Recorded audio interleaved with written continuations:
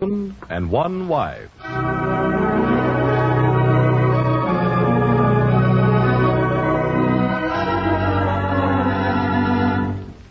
A 1,001 Wives. An album of portraits among whose subjects many should be familiar to you who are husbands and to you who are wives. As for those of you who are yet unmarried, for you this volume should have the special value of a guide, a warning, a promise.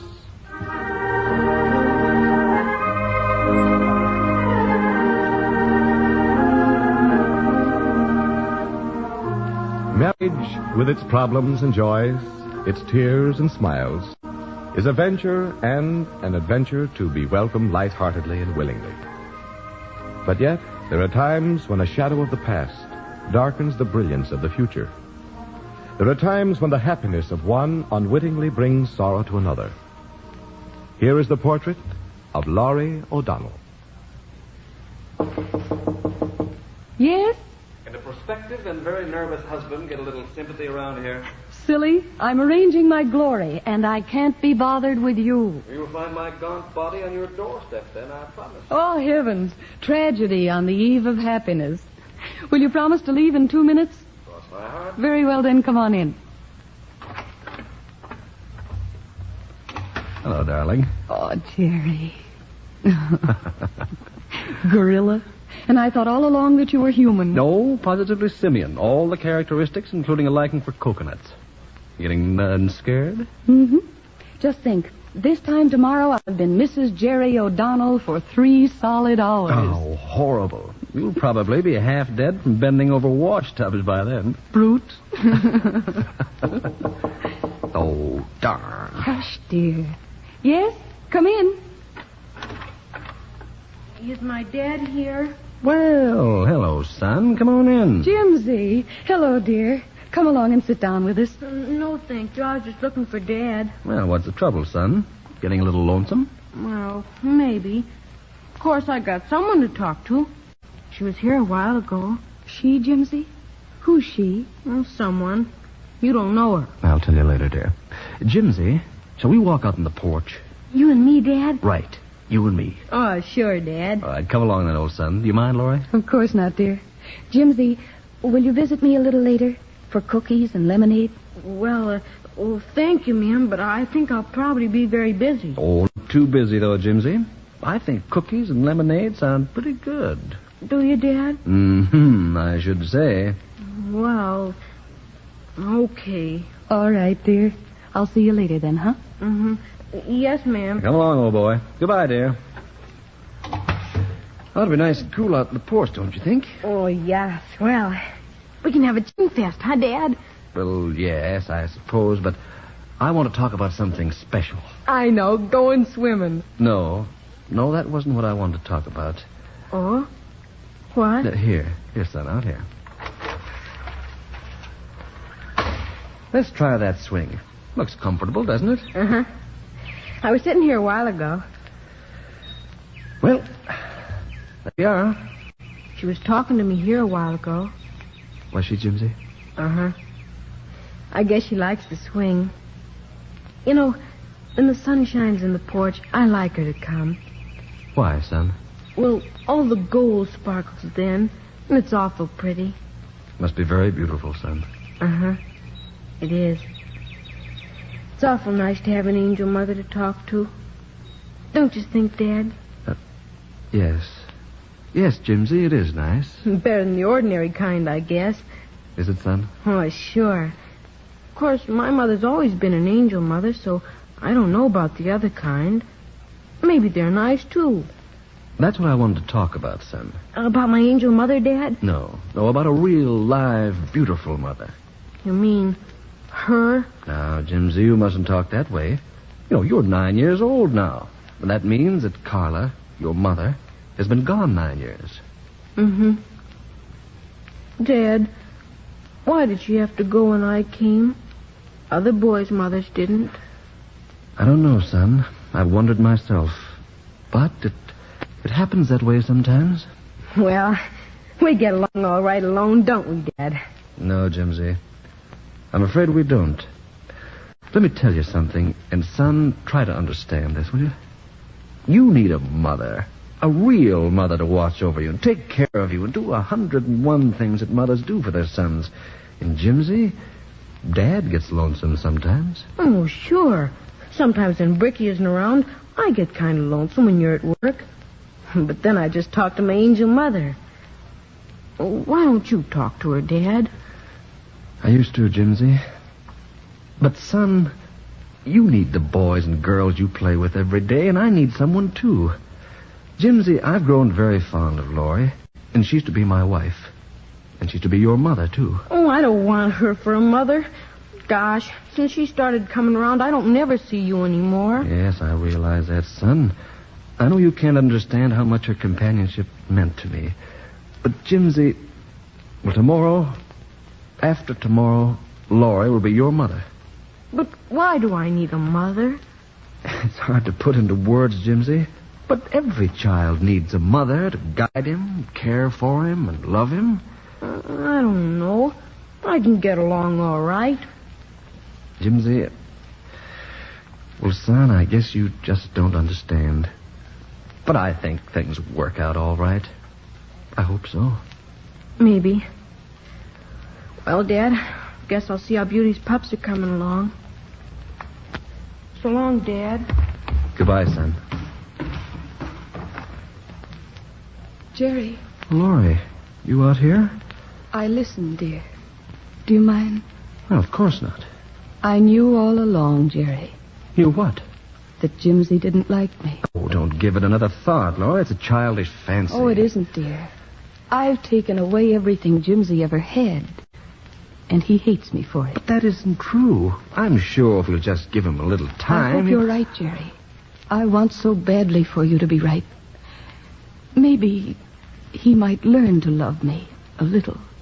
Are you so fond of Jimsy, Laurie? Yes, Jerry. Oh, Jerry, help me. Help me to make him my boy, too. Just a little bit mine, anyway.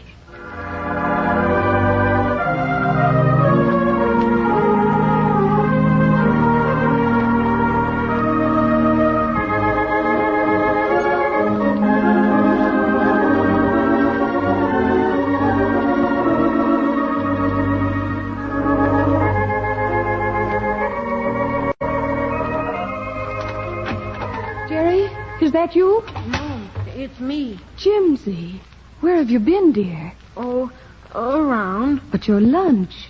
You didn't come home for lunch again today. Well, I wasn't very hungry. I guess I'll go upstairs now. I gotta wash up. Yes, dear, I know. Did you have fun today? Uh-huh. Yes'm. What did you do?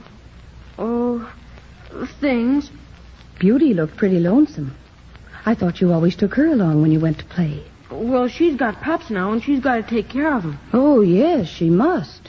There's food and exercise and all those things that puppies must have, aren't there? Yes'm.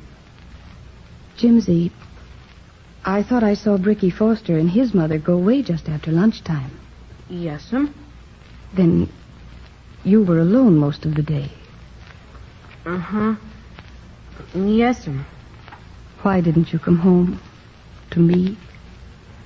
Maybe we could have gone someplace together. Well, I was pretty busy. What were you doing?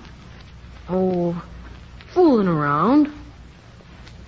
Jimsy, dear, wouldn't you like to go downtown with me tomorrow? We could go see about that football. You'll need a new one, won't you? Well, no. Mine's all right. It's a real professional one. I see. Oh, but we could have loads of fun together, Jimsy, just you and I. We could visit the stores and have luncheon together and maybe even see a movie. How does that sound? Well, of course, I got to help Bricky Foster build a house for the new little rabbits. I see, Jimsy. Well, I guess I better wash up now. Yes, dear, I suppose you'd better. Jimsy. Yes'm. Jimsy, dear. Wouldn't you like to be my son? All the ladies around here have a little boy or a girl. Even Beauty has her pups to love and care for. I haven't anyone. But I'd like to be Your mother. Sure you have. You got someone. You got my dad.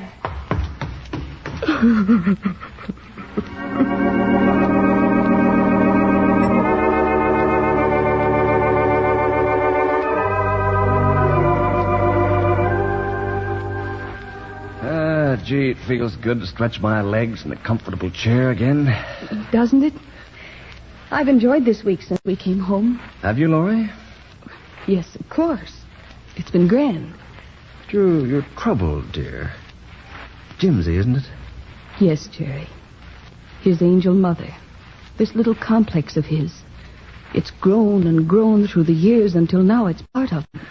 Yes, I know. The poor kids watch the other boys and girls and ask me all sorts of questions. Well, I did the best I could. Guess I wasn't good enough. Oh, but it was, dear. He adores you. And that's the trouble. I've taken you away from him. Oh, he doesn't put it in so many words, but... Well, he came near to it tonight. He isn't getting sassy, is he? I won't stand for Please, that. Jerry, no punishment, no matter what But happens. small boys need punishment sometimes. I won't Jerry, have him... I'm the guilty party. I fell in love with you and wanted you. And now I've taken you away from Jimsy. Oh, that's... Please, dear, hear me. Jimsy believes this is what happened. He doesn't... Well, he can't understand that I love him just as you do. And that you want him just as much as you do me. Jimsy only knows that his hero, his big dad, his everything is gone. And I've taken it. And now, if because of me his adored dad should turn to punishment... Oh, Jerry, can't you see? It would break that poor little heart that's bleeding so pitifully right now. Yes, I see. Let's go out to him. Let's make him know that he is loved and wanted. Yes. Yes, you're right, dear. Where is he? He's out on the porch. Come on, Jerry. Okay. That's what I think, Mother. Wait, Jerry. Don't open the screen. Listen. Of course, it gets kind of lonesome. But you'll come and talk to me, won't you, Mother? Yes, I've heard him do this before. He pretends he's talking to his angel mother. Oh, the poor lonesome little tyke. I'll always come to you, Jimsy. Of course, she's kind of nice, don't you think? Yes, Jimsy. She's very nice. She's always wanting to do something for me. Oh, but Dad and me got along okay, I guess. And Dad used to sit and talk with me. Dad would still talk with you if you wanted him to. Nope. Dad likes to sit and talk with her. He doesn't come to me much anymore. Oh, Jerry. Poor little tyke. Yes, he talks to himself almost as though he were talking with someone. He is, dear. A very real someone in his imagination. Jimsy, Dad's in the living room. Why not go to him? Gee, do you think maybe he'd talk to me, Mother? Maybe if I just walked in and said, "Hello, Dad, let's have a chin fest." Maybe he'd say, "Sure." Do you think? Maybe. He might, dear. Oh, no, he wouldn't. He'd say, "Bedtime, son. Better hop upstairs." That's what he'd say. But it is bedtime.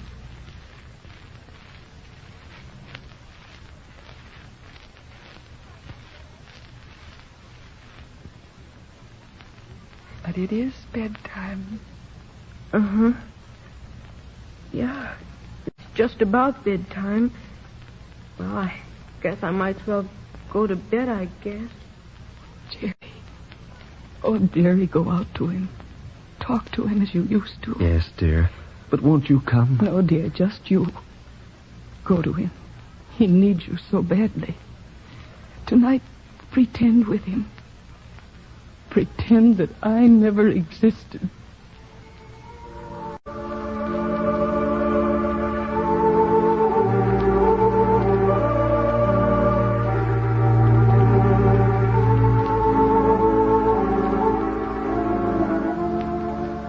Gee, nobody ever sewed my sweaters. Gosh, the last lady that kept house didn't even... Well, we won't do that. And while you're in school this afternoon, I'll skip down and get another. Well, maybe Dad could do that. Women buy kind of sissy sweaters. Sissy sweaters? Well, not for us. I'll find a football sweater if I have to turn the town inside out. You will? I certainly will. What would Dad think if we put a sissy sweater on you?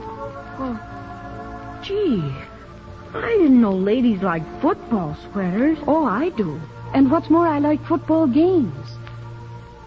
Maybe you'd take me to some this fall. Me?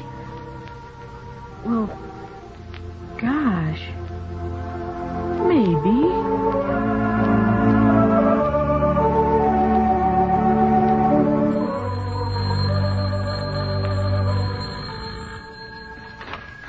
You're this young one's mother? Yes, come in.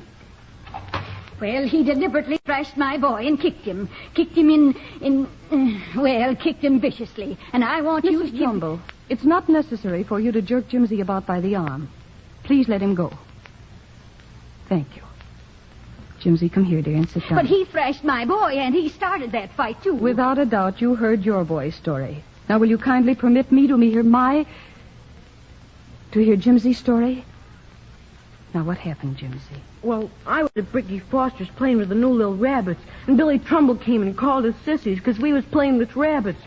And then he kicked a little rabbit with the black ears that Bricky was going to give me. Now it can't run, and I think it's going to die. And I hit him and I kicked him, just like he kicked the little rabbit. And I'll do it again, I will. You see, he admits it every word. Of course he admits it. Jimsy doesn't lie. Well, what are you going to do about it? Nothing.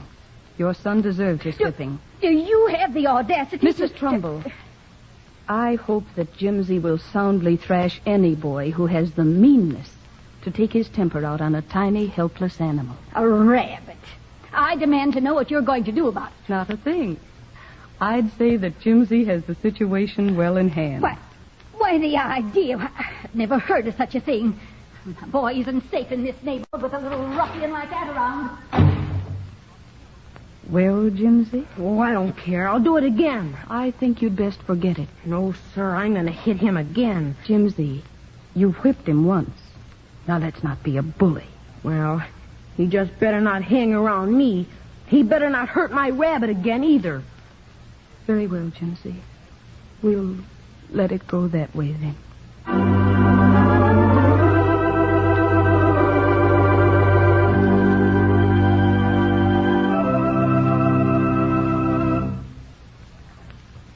Laurie, I haven't said anything, but... Well, do you realize how much you've become wrapped up in Jimsy in the past month? Well, how do you mean, dear? Well, you've talked on nothing, done nothing, thought of nothing but Jimsy since we've been married. I know, dear. But that doesn't seem right. I think you're taking this problem of Jimsy far too seriously. I'm not, really, dear. If you could see him as I do. I watched him try to work out his own little problems, asking nothing of me or you. And it's pitiful to me, Jerry. I want so badly to win his confidence and his love. Laurie, I didn't realize you felt quite this way about him. You see, dear, he's clung so to you. He's known since he was a tot that something was wrong in his home. And he clung to you for love and help and encouragement. And then I came along. I took up your time, occupied your attention, and took you away from him.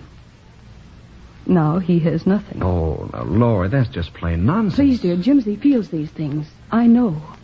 I've watched him, talked to him, and he doesn't trust me. You see, I've done him a terrible wrong, and I must right it. Don't you understand, Jerry? Yes, I guess I see what you mean, but what are you going to do? Just as I have done.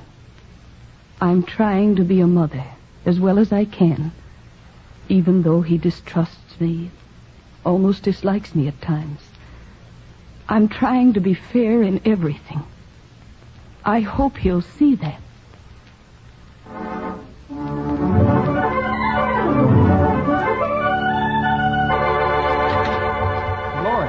Laurie, what happened? Tell me. It's Jimsy. He was riding his bike and a truck hit him. Laurie, is he badly hurt? I'm afraid so, dear. Well, how did this happen? He was riding his bike on a busy street, going downtown, apparently. Downtown? Yes. His teacher called me before they brought him home. There was a little party of some kind at the school, and all the mothers were there. Some of the children laughed at Jimsy, so the teacher said she didn't know why. Then he ran out of the schoolroom before they could stop him. I think he was going to you, Jerry. Oh, the poor little chap. Oh, goodness, here's the doctor now. How is he, Doctor? I'm afraid the state of the child's mind is the worst complication. Now, probably you or Mrs. O'Donnell can keep him soothed best. Cool cloths to lighten the fever, Mrs. O'Donnell, and watch him constantly. And call me at once if anything develops. Is there nothing at all that we can do, Doctor? I'm afraid not much but what I've outlined. I'll stop in again this evening.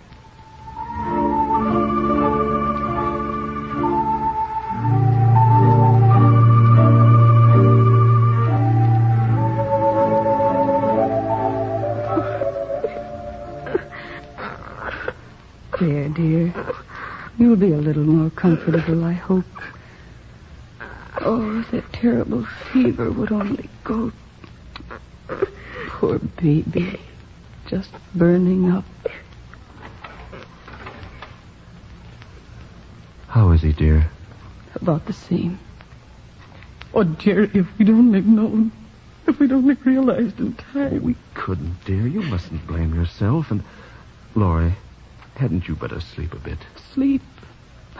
Jerry, I couldn't. Yes, but you'll be sick. You haven't had a wink in 40 hours or more. I couldn't leave him. Mother. Yes, dear. Oh, the gold sparkles, Mother. Oh. He doesn't mean me. And they laughed when I said it did. But they don't know, do they, Jimsy? No, they don't. They couldn't see you. No. No one can see me but you, Jimsy. I'll put this cool cloth on his head. There. Oh, your hands are so cool, Mother. I didn't know angel mothers had hands. Angel mothers haven't hands that you can feel, Jimsy. But I can feel your hands. Jimsy, let me help you. Drink a little water. Here, dear. Who are you? You aren't my angel mother. No, dear. I'm your real mother. I haven't any. My mother's an angel mother. She was here, and now she's gone because you came. Mother. Yes, son. My head hurts. It's so hot. Can't you cool it? No, Jimsy. Angel mothers can't help. But you did. Your hands were cool and nice. I can help, Jimsy. Here we are. There now. Is that cool? I thought you said you couldn't, Mother. But you can. Of course I can, Jimsy. I can take care of you. I can't help you, Jimsy. I'm just an angel mother. Mom, stop now. You look just like her, Mother. Isn't that funny? Just like her. Jerry, I believe he's sleeping. And the fever, I'm sure it's going down. Oh, please, God, that it is.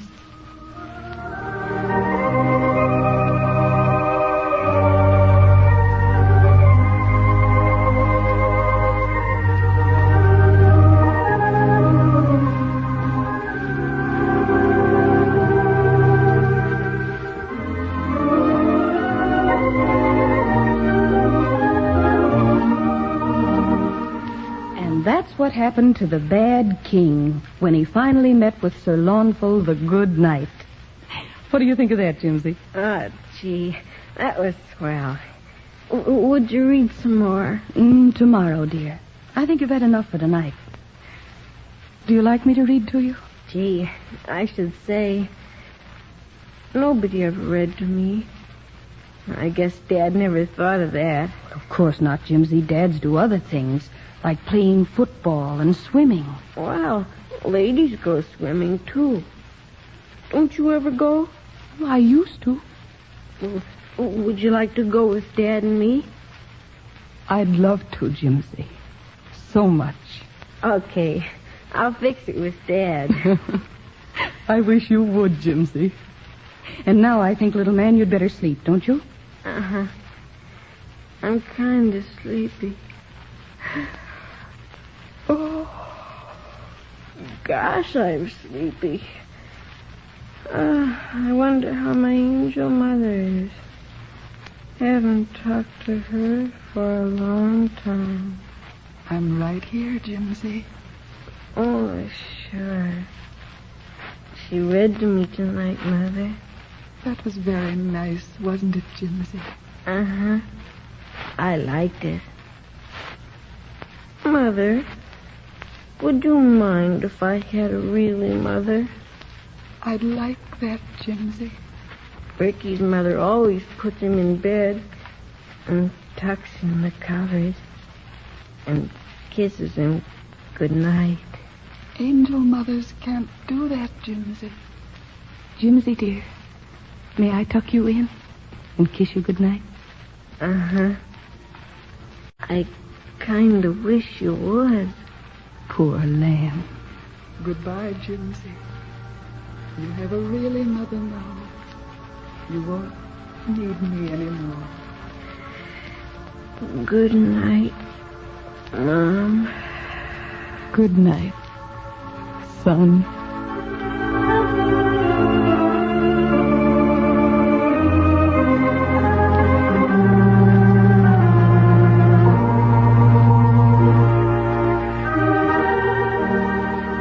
And thus we close the album on another portrait in our collection of 1,001 Wives. Tonight, Mercedes McCambridge played the leading role of Laurie O'Donnell. Pat Murphy was heard as Jerry O'Donnell, and Frankie Pacelli played the part of Jimsy. Next week, we will see another portrait from our album of 1,001 Wives. We invite you to be with us.